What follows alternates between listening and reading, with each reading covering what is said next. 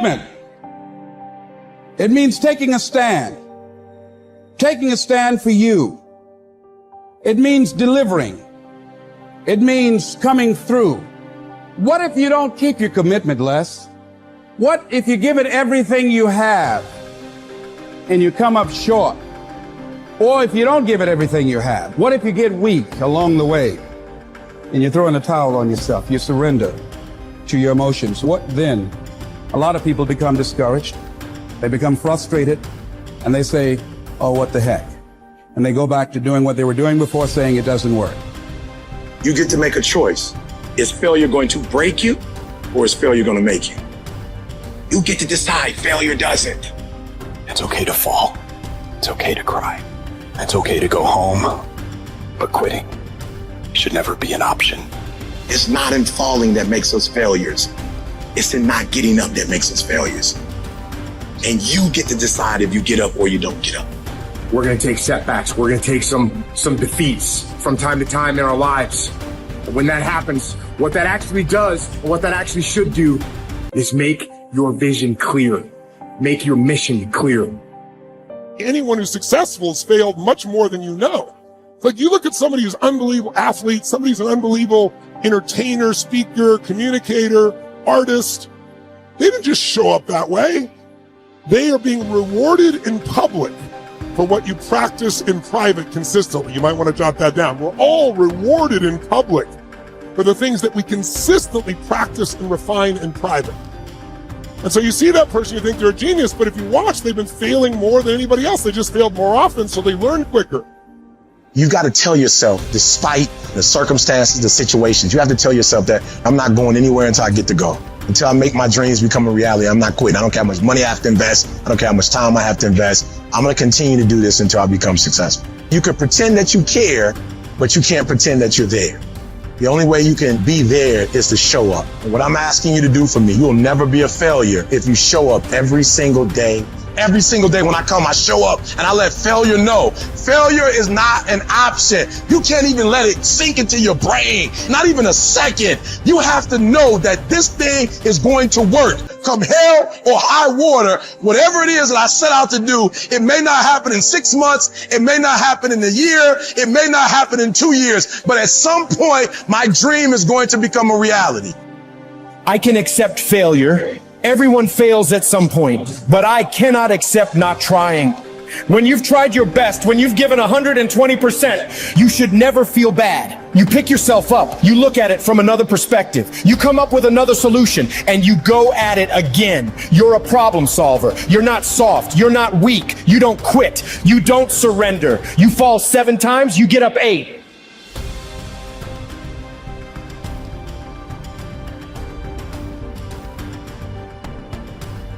There is a cycle of history that is plain as day. Good times create weak people. Weak people create bad times. Bad times create strong people.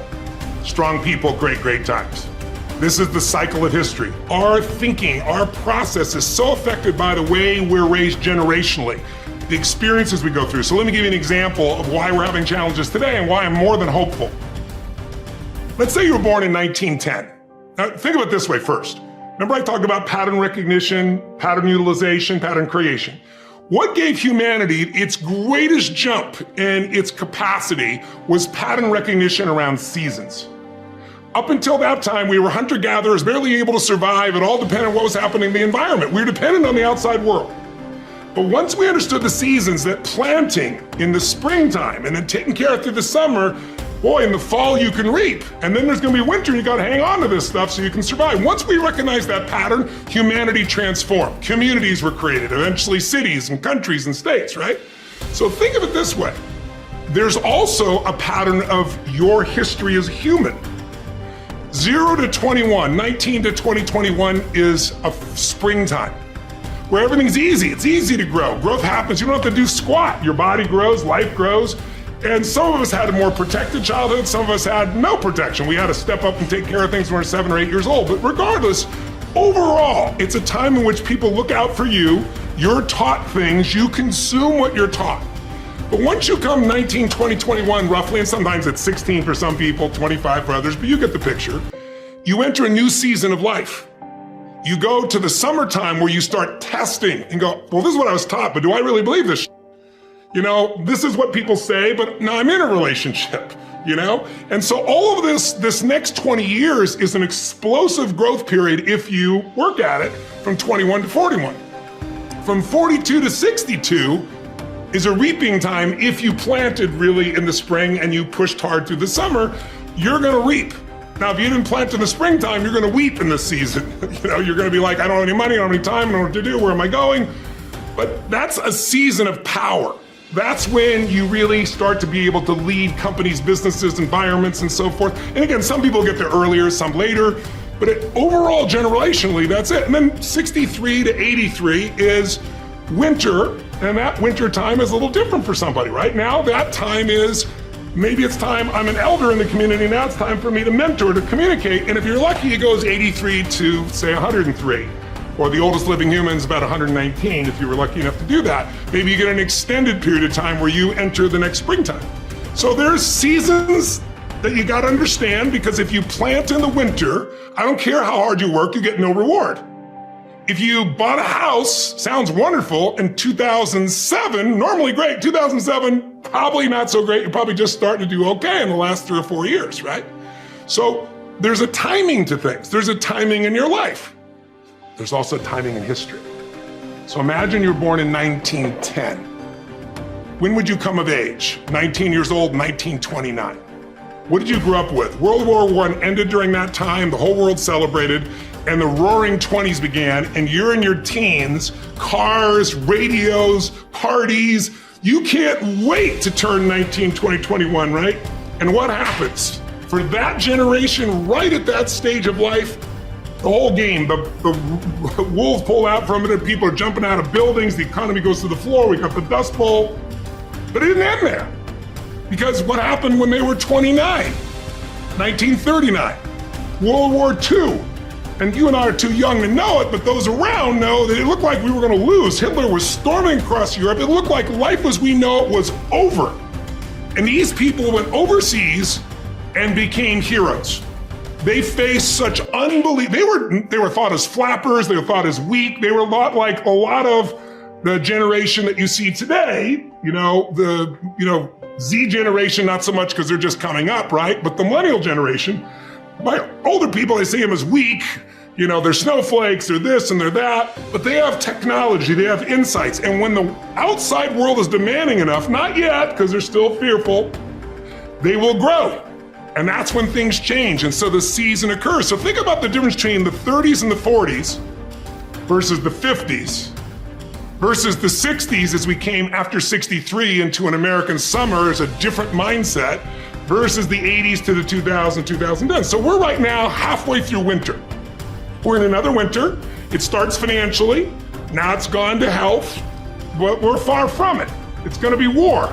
And it might be cyber war, it might be full-on war, but there's zero question that China and the US are on a collision course that's going to shape the direction of humanity.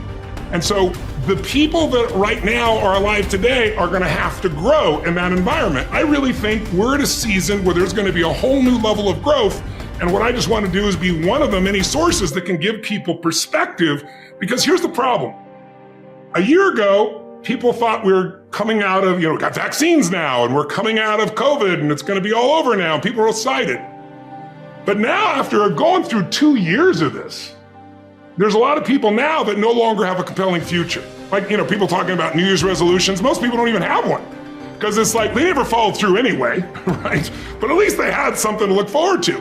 They're starting to get into learned helplessness. Learned helplessness is when something is so bad over and over again, you start thinking the problem's permanent. No problem is permanent. Or you start thinking the problem's pervasive because I haven't handled my finances, my whole world's over. Or because my relationship's bad, my whole world's over. Your life is bigger than that. Or all this is happening because there's something wrong with me. When you get to that point, you stop trying. And so my goal right now is to shake that up for people. People need a new perspective, and you can't do it by just sitting and thinking. You gotta move your body, you gotta change your energy and your focus, because low level of energy, I don't give a damn how smart you are, you're not gonna use all your ability. But if I get you into a higher state of being, mentally, emotionally, physically, then all of a sudden you start remembering who you are and you start coming up with answers that you never even thought were possible before.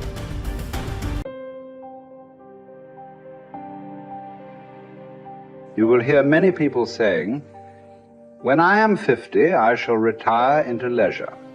When I am 60, I shall give up public duties." And what guarantee do you have of a longer life? Who will allow your course to proceed as you arrange it? Aren't you ashamed to keep for yourself just the remnants of your life and to devote to wisdom only that time which cannot be spent on any business? How late it is to begin really to live, just when life must end. Stop letting yourself be distracted. That is not allowed. Instead, as if you were dying right now, stop allowing your mind to be a slave, to be jerked about by selfish impulses, to kick against fate and the present, and to mistrust the future. In your actions, don't procrastinate. In your conversations, don't confuse. In your thoughts, don't wander. In your soul, don't be passive or aggressive. In your life, don't be all about business. It is essential for you to remember that the attention you give to any action should be in due proportion to its worth, for then you won't tire and give up if you aren't busying yourself with lesser things beyond what should be allowed. Putting things off is the biggest waste of life. It snatches away each day as it comes and denies us the present by promising the future. The greatest obstacle to living is expectancy, which hangs upon tomorrow and loses today. You are arranging what lies in fortune's control and abandoning what lies in yours. What are you looking at? To what goal are you straining? The whole future lies in uncertainty. Live immediately. The best livelihood, particularly for the strong, is earning a living from the soil, whether you own your land or not. Many can support their families by farming land owned by the state or private landowners. Some even get rich through hard work with their own hands. The earth repays those who cultivate her, both justly and well, multiplying what she received, endowing in abundance all the necessities of life to anyone willing to work, and all this without violating your dignity or self-respect. Generally speaking, if you devote yourself to the life of philosophy whilst tilling the land at the same time, I couldn't compare it to any other way of life, nor would I prefer any other livelihood. It is living more in accord with nature, drawing your sustenance directly from the earth, the nurse and mother of us all, rather than from another source.